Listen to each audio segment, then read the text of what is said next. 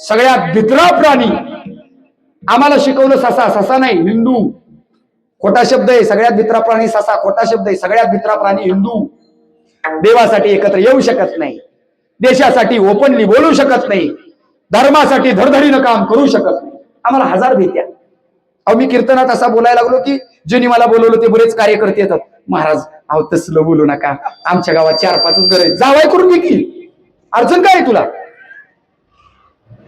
नाही नाही, हिंदू धर्म, हिंदू संस्कृती, हिंदू परंपरा असं मोठालं मंदिर बांधतात आणि त्या मंदिरातल्या मूर्त्या दिवस रात्र पूजन करून भक्तिमय वातावरणामध्ये त्याच्या समोर शरण जातात. ते हिंदू संस्कृती आहे. तुम्ही कुणाला आपलं म्हणता? तुम्ही शाळेमध्ये शिकला भारत माझा देश आहे, सारे भारतीय माझे बांधव आहेत. झोट सप्पय खोटा म्हणण्याच नाही. India is my country, all Indians my brother. कानाखाली जाळ काढला पाहिजे. चुकीची प्रतिज्ञा. भारत माझा देश आहे, 70% भारतीय बांधव आहेत, 30% पक्के बडवे, ही खरी प्रतिज्ञा. तुम्ही हिंदू गोमातेला भाकरीचा नैवेद्य दाखवता, बरोबर? अहो जे बडवे गाईला भाकरी बरोबर खातात ते तुमचे भाव कसे होते? एका क्षणासाठी विचार करा. 20 ते 25 लाखाच्या आतलं मंदिर नाही. 20-25 लय शुल्लक आकडा बोललो मी. 2 कोटी रुपये कशाला म्हणतात? एवढा मोठा आकडा आहे तो 2 कोटी. 2 कोटी रुपयाचं मंदिर बांधलं तुम्ही. या मंदिराची किंमत तुम्हाला आहे, या मंदिरातल्या मूर्तीची किंमत तुम्हाला आहे. मंदिर 2 कोटीचं असू द्या किंवा 200 रुपयाच्या पत्र्याच्या शेडातला असू द्या, तिथली मूर्ती बघितल्याबरोबर हिंदू स्वाभिमानानं हात जोडतो, नतमस्तक होतो. हे भडवे मूर्ती बघितल्या तिला लाता घालतात. हे तुमचे भाव कसे होते? सांगा ना मला मायबापानं. भारत माता की म्हटल्याबरोबर न सांगता तुम्ही जय म्हणता. हे भारत माता की जय बोलत नाही. वंदे मातरम म्हटल्याबरोबर तुमच्या हृदयातल्या संवेदना जिवंत होतात, यांच्या मरतात. भारत पाकिस्तानची क्रिकेट मॅच झाली, भारत कधी हारत नाही, पण हारला तर भारताच्या पोटामध्ये हे फटाकड्या वाजवतात. हे तुमचे भाऊ कशी होती? आम्हाला कळालं नाही. जगद्गुरु तुकोबराय बिंबीच्या देटापासून आरडून ओरडून सांगून गेले, धर्म रक्षा वयासाठी करणे अत्यावश्यक. धर्माचं रक्षण करण्यासाठी आम्ही आलोय. धर्माचं रक्षण करण्यासाठी हे मंदिर आहे. पुण्यश्लोक छत्रपती शिवाजी महाराजांचं वय वर्ष 15. लोहगाव जगद्गुरु तुकोबरायांच्या मामाचा गाव. मामाचा गाव म्हटला की मामाच्या गावामध्ये मोठा लाड असतो बरं का. म्हणजे जगद्गुरु तुकोबरायांची जास्तीत जास्त कीर्तनं मामाच्या गावात व्हायची. एक दिवस साहेबांच्या आई साहेबांच्या मांडीवरती डोकं ठेवून झोपलेल्या छत्रपती शिवाजी महाराजांनी आई जिजाऊ साहेबांना प्रश्न केला, आऊसाहेब कानावरती बातमी येते की देहू गावामध्ये कोणीतरी तुकाराम बुवा गोसावी आहेत, फार मोठी ताकद बरं यांची.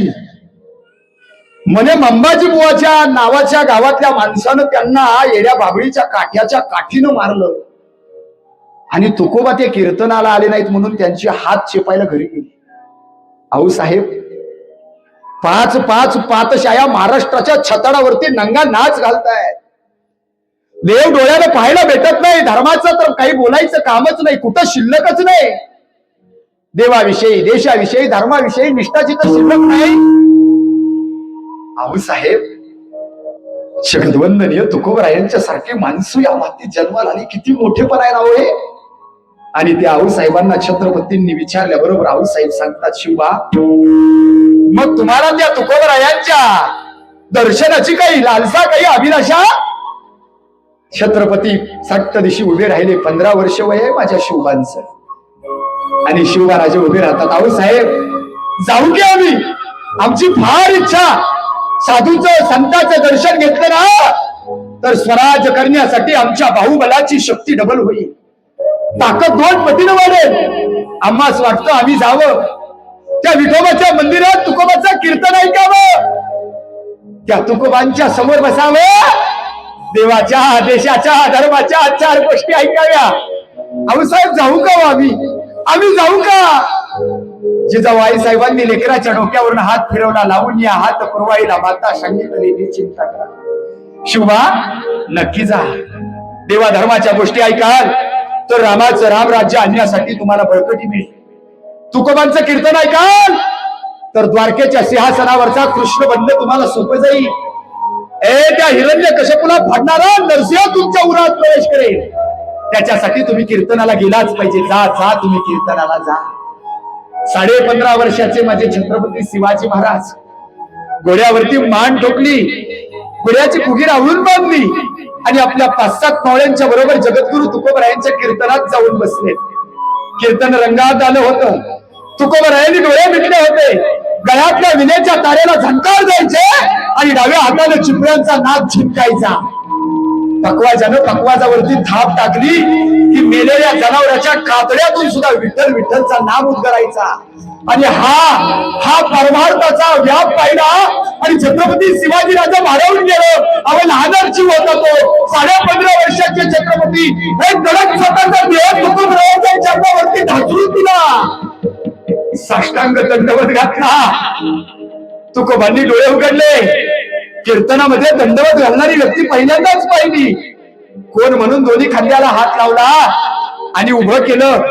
जगद्गुरु तुकोबराया पाहतात. पोराच्या डोळ्यातली आग पाहिली, पोराच्या डोळ्यातली रग पाहिली, पोराच्या डोळ्यातलं ज्ञान पाहिलं आणि जगद्गुरु तुकोबराया गालातल्या गालात खुदकन हसले. पांडुरंगा, हे पांडुरंगा, 12व्या शतकामध्ये तुला विनंती केली होती मी. महादेवी वरदा सांभाळावे आपल्या मृदा. तू शब्द दिलास ना, परित्राणाय साधूना विनाशाय च दुष्कृता. यदा यदा हि धर्मस्य ग्लानिर्भवति भारत. धर्माला ग्लानी येईल, अधर्म डोक्यावर काढेल. संभवामी युगे युगे मी अवताराला येईल, अन्यथा माझ्या विचाराची माणसं जन्माला घालील. पांडुरंगा, पांडुरंगा, पट्ट रे मला पट्ट. आले तुका म्हणे धर्म संस्थापने केला नारायणी अवतार. तो नारायण माझ्या समोर बसलाय, तो नारायण माझ्या समोर बसलाय. 15 वर्षाच्या शुभाला पाहून जगद्गुरु तुकोबरायांच्या तोंडातून वाक्य फुटलं. शिव तुझे नाव बोलिले पवित्र, छत्रपती सूत्र विश्वाचे तू, छत्रपती सूत्र विश्वाचे. अवघ्यांच्या भुवया ताणल्या गेल्या, विचाराला ताण बसला. तुकोबांच्या कीर्तनात एका व्यक्तीचं कौतुक आजपर्यंत तर कधी ऐकलं नव्हतं. माणसांचे कान सरसवले. तुकोबा कोणाशी बोलताय? कोणी टाचावर करून पाहतोय, कोणी उभा राहून पाहतोय, कोणी गर्दीतून पुढे येऊन पाहतोय. असा कोण व्यक्ती आहे की ज्याचं तुकोबांनी कौतुक करावं? आणि तुकोबरायांनी पाहिलं, पायाच्या शेजारी बसलेल्या छत्रपती शिवाजी राजांची तलवार जगद्गुरु तुकोबरायांच्या पायाशी दिसली. माझ्या जगद्गुरूंनी स्वतःच्या हाताने तलवार उचलली, शिवाजी राजांच्या हातात दिली. शिवबा म्हणतात, तुकोबराय, आताच तुमच्या मुखातून आवाज ऐकला, आम्हा हरीच्या दासा काही भय नाही त्रैलोकी तुकोबा. जर तुम्हाला जगामध्ये कुणाची भीतीच वाटत नाही तर तुमच्या चरणाशी बसलेल्या छत्रपती शिवाजीला तरी कोणाची भीती? आम्ही सुद्धा तुमच्या आनंदीच राहू. आम्हाच तो कोणता त्रास? कशासाठी या शस्त्राला हात घालावा? आणि जगद्गुरु तुकोबराया गालातल्या गालात हसले आणि तुकोबराया बोलतात, शिवबा, शस्त्राची अति आवश्यकता. हिंदू संस्कृतीमध्ये दसरा नावाचा उत्सव येतो. मायबापानं या उत्सवाला आम्ही सगळे घरामध्ये शस्त्राचं पूजन करतो. बरं, आमचा धर्मग्रंथ भगवद्गीतेनं आम्हाला काय शिकवलं? जगद्गुरु तुकोबराय ज्ञान देतात छत्रपतीला. शिवा, भगवान श्रीकृष्णाने अर्जुनाला गीता कधी सांगितली? अर्जुनानं हातातून शस्त्र ठेवल्यानंतर गीता चालू झाली आणि ठेवलेलं शस्त्र उचलल्याबरोबर गीता समाप्त झाली. मायबापानो, हिंदू संस्कृतीमध्ये शस्त्राचा अपार अपार अपार अपार महत्व. जगद्गुरु तुकोबराय शिवांना सांगतात, शिवा, शस्त्र आणि शास्त्र एका ठिकाणी आल्याशिवाय धर्माची उन्नती होऊ शकत नाही, धर्म टिकू शकत नाही. शिवा, धर्माचे पालन करणे पाखंड खंडन.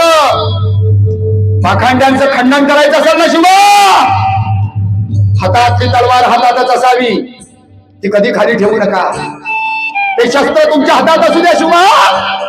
हातातल्या शस्त्रानं तुम्ही मंदिर जिवंत ठेवा आणि डोक्यातल्या शस्त्रानं आम्ही मंदिरातला देव जिवंत ठेवू. या शब्दाने छत्रपती भारावून गेले. 15 वर्षाचं लेकरू असलं तरी लेकरांना हात जोडले तुकोबा. मग धर्माचं रक्षण करत असताना तुम्ही फक्त नामस्मरण रूपी शास्त्र हातामध्ये घेतलं, हे तुमचं रक्षण करील काय? जगद्गुरु तुकोबरायांची सुंदर वाक्य आहेत मायबापानं. तुकोबराया सांगतात ते देवाचं नामस्मरण सुद्धा आमच्यासाठी शास्त्रानुसारच आहे. तीक्ष्ण उत्तरे हाती देवादिमान फिरे. अजून सांगायचं झालं, वागवितो तुझ्या नामाचे हत्यार, हाच परिवार मिळवितो.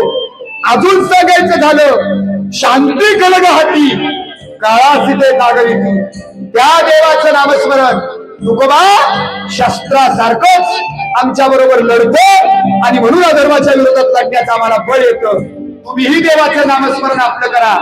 एका दिशेने ईश्वराचं चिंतन करून उपासना मांडा, दुसऱ्या बाजूला हातात शस्त्र घेऊन धर्माचं रक्षण करताना पाखंड्यांचं खंडन करा आणि मग धर्म नावाचं रोपट फक्त फुलणार नाही तर मानवी मनामध्ये सुद्धा जिवंत झाल्याशिवाय राहणार नाही.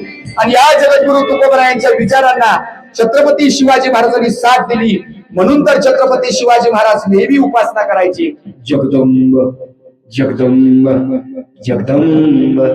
काय ताकद आहे महाराज, आम्ही कधी विचार केलेला नाही. देवाची भक्ती करायची म्हणजे नक्की करायचं काय? उपासनेची ताकद काय? उपासनेचा फायदा काय? हिंदूंनी कधी शिवचरित्र वाचलेलं नाही. आम्ही व्हॉट्सअप युनिव्हर्सिटीतले ज्ञानी पुरुष